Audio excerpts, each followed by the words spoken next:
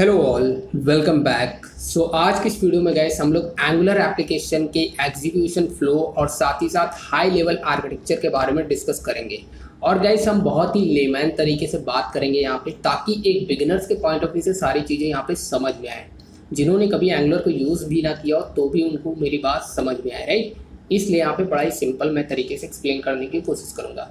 तो सबसे पहले बात करते हैं एंगुलर एप्लीकेशन के आर्किटेक्चर के बारे में। तो गाइस अभी आपको एंगुलर एप्लीकेशन का ज़्यादा आइडिया नहीं है, तो सिंपल एज्यूम कर सकते हो कोई भी वेब एप्लीकेशन। तो गाइस कोई भी एप्लीकेशन आप एज्यूम कर सकते हो। तो होता क्या है गाइस, रियल वर्ल्ड प्रॉब्लम को आप जब किसी टेक्नोलॉजी को, किसी प्रोग्रामिंग को यूज़ करते हुए आप एप्लीकेशन बना रहे होते हो, तो बेसिकली क्या करते हो, उस एप्लीकेशन को मतलब कि जो रियल वर्ल्ड की प्रॉब्लम को पिक किया उसको आप एप्लीकेशन लेवल पे स्प्लिट करते हो मॉड्यूल के फॉर्म में। मतलब एक एप्लीकेशन को आप मल्टीपल मॉड्यूल में सेपरेट कर देते हो।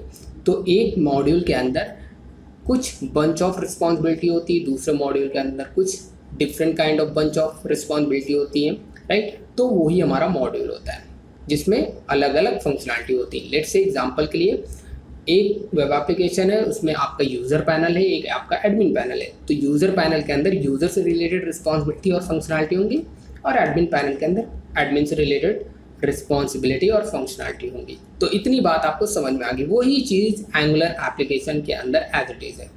इट्स सेल्फ मॉड्यूल में मतलब कुछ होता नहीं, टेक्निकली आपको कुछ नहीं, बस ये टेक्निकल वर्ड है। एप्लीकेशन लेवल पे या फिर एप्लीकेशन जो लोग बिल्ड करते हैं उनको ये बात पता होगी कि भाई हम इस पर्टिकुलर मॉड्यूल पे काम कर रहे हैं। मॉड्यूल पे काम कर रहे हैं, मॉड्यूल कोई टेक्नोलॉजी नहीं है।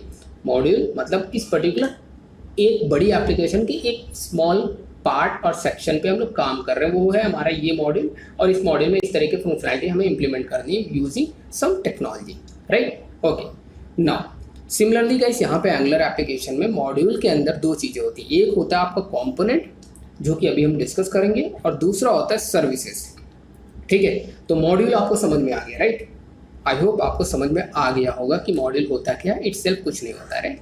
बस सेट ऑफ रिस्पॉन्सिबिलिटी होती है जिनको आपको इंप्लीमेंट करना होता है बाद में प्रोग्रामिंग का यूज़ करके, टेक्नोलॉजी का यूज़ करते हैं। तो एंगुलर एप्लीकेशन के अंदर आपके कंपोनेंट होता है, सर्विस होता है, मतलब मॉड्यूल के अंदर।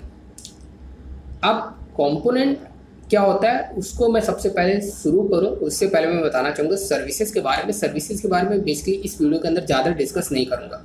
तो सिंपल वर्ड में आप समझो कि services is nothing just a classes. तो क्लासेस में क्या होती हैं, बेसिकली उसके अंदर हम बिजनेस लॉजिक लिख रहे होते हैं, उस मॉड्यूल के बिजनेस लॉजिक्स को लिखते हैं, वही हमारा सर्विसेज है यहाँ पे, राइट। बस इतना ही है गाइस अभी के लिए। अब बात करते कंपोनेंट।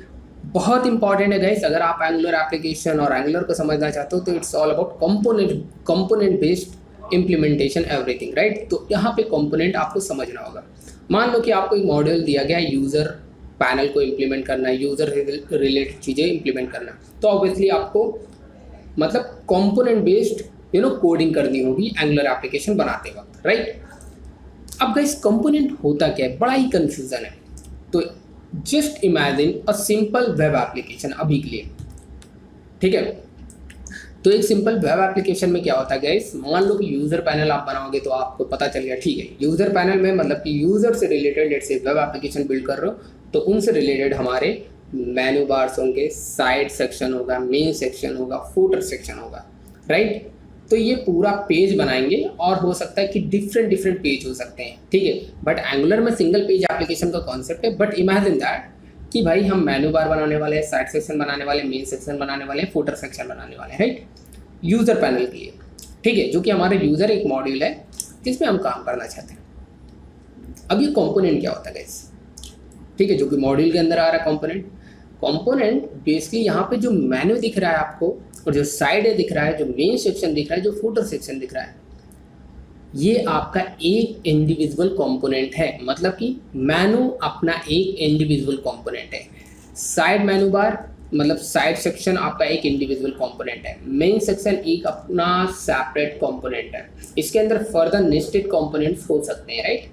आप जितने चाहो मल्टीपल कंपोनेंट्स बना सकते हो। अब इन कंपोनेंट्स को बनाने के पीछे पर्पस क्या होता है, रीयूजेबिलिटी के पर्पस से। लेट्स से कि मेनू हम कंपोनेंट बना लेंगे तो हमें दोबारा से मेनू का कंपोनेंट बनाना नहीं, बस इसको कॉल करा के रीयूज़ करना। लेकिन अगर हम एक जनरल वे में एकदम लेमैन तरीके से बात करें तो यहाँ पे अगर मान लो ये वेब एप्लीकेशन है, तो इस कंपोनेंट को इम्प्लीमेंट करने के लिए अभी के लिए आपको क्या ज़रूरत पड़ेगी। ठीक है, आप मान लो एंगुलर के बारे में नहीं जानते हो तो ऑब्वियसली आपको पता है HTML, मान लो कि मेन्यू सेक्शन यहाँ पे बनाने जा रहे हो तो ऑब्वियसली HTML CSS, ये दो चीज़ें बेसिकली आपको ज़रूरत पड़ेंगी। इसी तरह से साइट के लिए, मेन के लिए, फुटर के लिए भी HTML CSS ज़रूरत पड़ेगी, राइट। ओके, लेकिन जब आप पूरा बना लोगे ना ये सारे कंपोनेंट्स अलग अलग तरीके से और इनको बढ़िया तरीके से मैनेज कर लोगे, पेज बन गया, बट स्टिल यहाँ पे एक प्रॉब्लम है, ये टोटली क्या है, अभी स्टैटिक है। अब मान लो कि आपको डायनेमिक मेन्यू लाना है तो ऑब्वियसली यहाँ पे क्या करोगे, नॉर्मल एप्लीकेशन, वेब एप्लीकेशन में क्या होता है कि जावास्क्रिप्ट या यूज़ करते हुए, अजैक्स कॉलिंग का यूज़ करते हुए हम वेब एप्लीकेशन के बैकएंड सर्विस को या फिर कोड को कॉल करते हैं ताकि हम डायनेमिक मेन्यू यहाँ पे शो करा पाएँ, राइट। तो ये डायनेमिक पेज बन पाता है।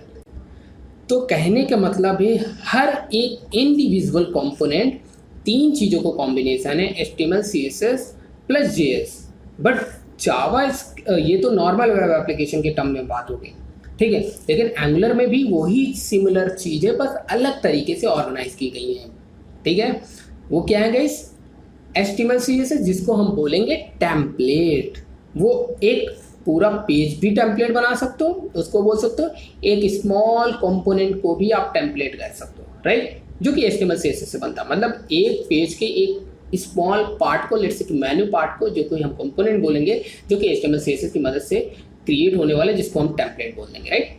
तो मेन्यू एक हमारा बेसिक टेम्पलेट हो जाएगा और उसके ऊपर हम कुछ डायनेमिक काम करेंगे तो उसके लिए हम JS लिखते हैं नॉर्मल वेब एप्लीकेशन में। यहाँ पे classes which is type script base होगी चीज़ें, तो टाइप स्क्रिप्ट मतलब कोड लिखेंगे, उसका लॉजिक लिखेंगे, राइट।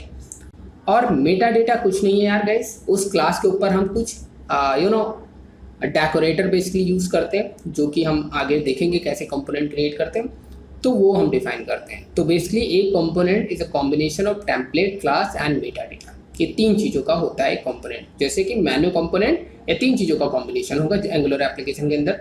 टेम्पलेट, क्लास जिसमें हम लॉजिक लिखेंगे, इवेंट्स लिखेंगे, ठीक है, उस HTML और CSS को मैनिपुलेट करने के लिए, जो भी click event, what ever you can imagine that, and plus Meta data, जो कि एक डेकोरेटर होगा उस पर्टिकुलर क्लास के ऊपर हम डिफाइन करते हैं, ठीक है, यूज़ करते हैं।